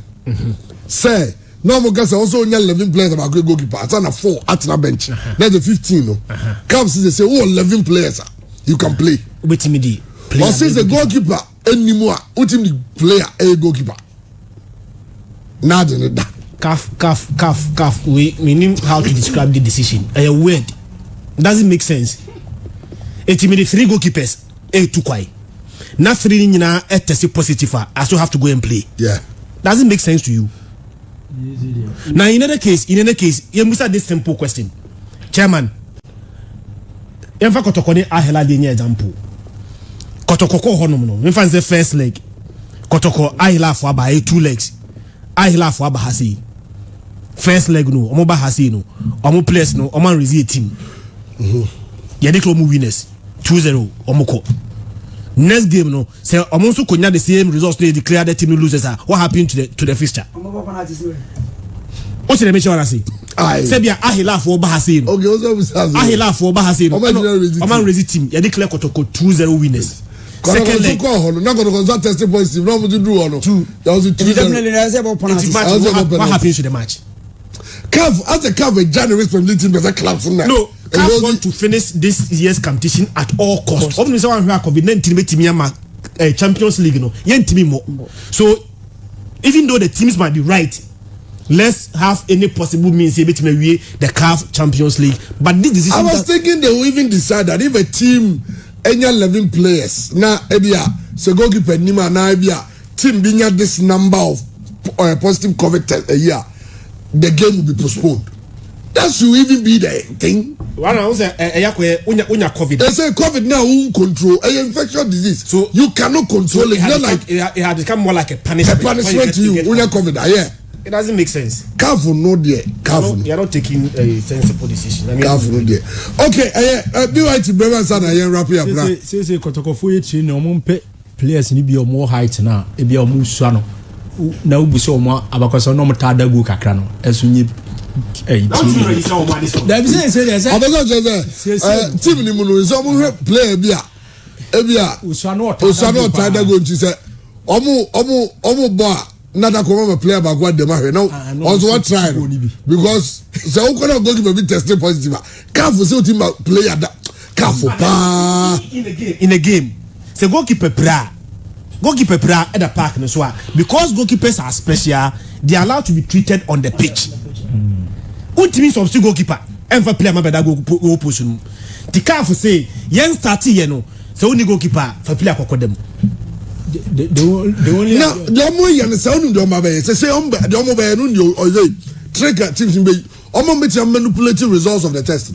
Oba goalkeepers are be nya no ma obia test positive. Yeah, the best you meet me obia test so o ka say goalkeepers 2 and 3 na dey on buy no omo nyina test positive to COVID but ball also obo it is hard for player them let's say omo ball nasro careful pa and omo referee say anyway. The only thing a FIFA outfit player team could go post me say 2 goalkeepers in the back who pra the red card and I say omunyenu prano and no kwani adia obetima player outfit player when the game is ongoing. And American say and no kwani the only thing a betima senti we dey adabra ka me hu story no no na say hey ada careful ya that's as I don't mean FIFA asiana no mo me meeting no we would no mo dwumo meeting as we go meeting no go you nipa be du mienu na go tena say akot okay and can just am no bit you go can say we decision we useless and bogus also you to chiri baby kura but they tell say when you don't say go to me the other day obedi they are here say born na odi ka say what they are doing no be here ama countries be manipulating results of COVID. He said the Umbabe because at the end I was thinking say Kakotoko case ni Mauritania at the end other cases but inform him okay. Let's find a way. Yanyam represent team biano. Also could do a week before the game. Mudru ya yen testimony. Ya testimony ya yen treated omo. So that ombetimiya bobo no. Yeah, another test on my negative, but they will play. Instead of that, they are looking for the easy way out. Say they have to 11 players on the ball. I for no mutual margin because I quite remember now me to quite come home. Yeah, but front light too. Yeah, no side no. No how you soon. I said that doom light ni bi. You want to say? You ever start the game now no doom. Yeah, side no. Light no more there no side no. All day be clear. Ewa na light na eso baako eso baako na ebi nye dey enso ona no de share one but second half never start no better hono na bibia clear ho na ho clear light ni nyina so na light ni nyina so that mama share we light ni nyina so now we wonder who could be na bia o say that time no bibia na for bit ezia dey oh, do you say, imagine no Musuma, Kotokoma, quite sad. BYT, young men, they are so on the Sabbath. Young Shay, because also, you pay some few minutes, ever call us see, buy some 3 minutes here. Or was a game said no music and a bed, and Mikremino was and Kamako be part 2 teams, you know. Say, Father, I bought 2 teams in India, I bought Mediama. And I bought as good 2012 from Kwani the only time I made Yamako share as good or Boise. Yeah, 1-0. And now the BSC. Okay. So this time around, meetings in Obuasano, a favor Ashanti Gold year per 20 times, and almost here in the league. And 2 teams, you know, Mediama has 5, and as good as 7, and 8 drawn games. But goals we need to be as 2020 into and then and who is who. And Liberty, what dwarfs. Say Liberty bet match, dwarfs bet match Liberty. And Kabeb 1 year per this season, Omako away. Ako share one a year game away and a Accra this time around no more Liberty 9 matches or Mako Liberty Fino dwarfs at me and a year victory menua and near my Timiokoye at the moment and I will pieces how much so say Basone and you should move bet my head 2 teams, you know. If from 1999 or Mabo so many games are Osha on the Liberty by Arche and 18 games played. Liberty has 8 and a year team and Indians ready do us 6 and 4 drawn games and so on the team PM. But chairman, minim 11 wonders since our bell league no greater Accra teams no only great Olympics last season na year cancel no and kwan no matimi a team from Greater Accra say ye fie say ya away Inter-Allies Liberty has any a year Legon City since our call born sesen wo Brono no so no enya dia 11 wonders as home and away Greater Accra team that apart from Olympics team or send 2-1 enya dia bi asida so otimi she house of folk we be breedi kan a besa ye gamer Techiman side etimi winning over Accra of folk since Techiman class no if from 85 Holy Stars Ebe League ewo eye enkan by Holy Stars has 2-1 Emma third goal crab my house cause wo mo bie mi 1986 ntiano de yenya bi pen me kai pa coach or de Kenaje Pele and the house ekoya cause Debbie sa go we pa de nya de obeti ase man panifo ka se yen cancel yen jaibo ntia the 2 points 2 goals edema then Holy Stars Techiman Cities by and house ball 1-1 11 wonders by house ball 1-1 ewo Techiman but man timi amankan ntia say house of folk elusu na chairman 17th January 63 now say winning the league match 17th January 1973 now say winning the league match 17th January 1978 house Kotoko Swag Cup in Accra Stadium now say do winning game for house of folk so January matches no 17th day of January no data boa house of folk ye pa house yere no anyama bekoyi Kotoko wafa Kotoko uram ewo wafa since omko ball omuso sese osoga kopena matches omako nyina anyama nkoyi 2015 Abdumas Asmiru Majid 50th minute go for wafa Kotoko ntimi ante 2016 Charles Watkins Samuel Tete 2 goals kotoko ntimi ante 2017 ana kotoko sa kwa ya Abrante Prince Ampem Daniel Lomote 2 goals and then Daniel Lomote a part of team no our self 4 goals our last game omo boy etimi abeka players since the league ni chance no omo timi access Donen Chinoma is our pyramids of 11 wise no mu nyina access 4 goals Hans Kofi of Asgo no access 4 goals in a single league match ono so aba part of sa players omo so anya sa history no by league matches no wa fa kotoko since fair no time no first game was played 8 May 2005 week 5 for year goalless no omabo 10 league games truncated one and count 10 league games no kotoko asha 4 wafa asha 4 drawn games in all na hoy de kotoko entimi she wafa Sogako Peda by wafa fie susu no enya de kotoko awene match da both baby anu omo fete 2005 omusia no na goalless 2007 omusia no Noel Nyasogbe scored the only goal for then Feyenoord na ukua da bi na 4th October 2006 midweek Isaac Kotoko goalkeeper Amuako and a koda sa go na referee Patrick Aziza from Tema and a kodi sa match na a 30 years ground shot time on the 37th minute and a Kotoko concede sa go no and almost a call 2015 and no na me bo so ba say no so Kotoko bo e ko lose 1-0 and ya de Kotoko asa wafa e wafa fieda so when so e be ye day Kotoko ni be brepa say ono so kwa enema betimi akoyi enso e de amom ne ka ha 17th day of January Kotoko so favor mo we so akapa House of Folk e show mo e di free war 78 Kotoko ase Northern United pen Kotoko winning matches defense stars in 63 na Kotoko she no sa date na enema so betimi akoyi a na be favor na obo voice ma coach ka say olusu to wafada amia be ka say 9th April 2019 wafa she no Johnson Smith was she no 2-1 and so okrom one man and so ade a ye di wuram and so enti okay ya ba de aka bia ne ye de ba be wuram ba ne Kotoko she wafa e be the first time or winning our wafa fee wafa and so any aya den pa 4 wins apiece and 2 drawn games our league match. All right Zeva then I'll be chat to na yen sorry to me catch me fans na ne obusia for me na for ne obi a otie pay from say Augustine Sifa picture na trendy or social media Facebook ni wiasa fa na nyina no enye me former Asante Kotoko player Augustine Sifa na obi picture na me yonko bebo de Koto Facebook or the tag me ama picture na ide a trendy sa enye me Augustine Sifa. Okay all right Stefano Watenen kanona yenya Moses Antwibere for PJ Mose ne papa and so at a form na 1 week you know so on Saturday the 23rd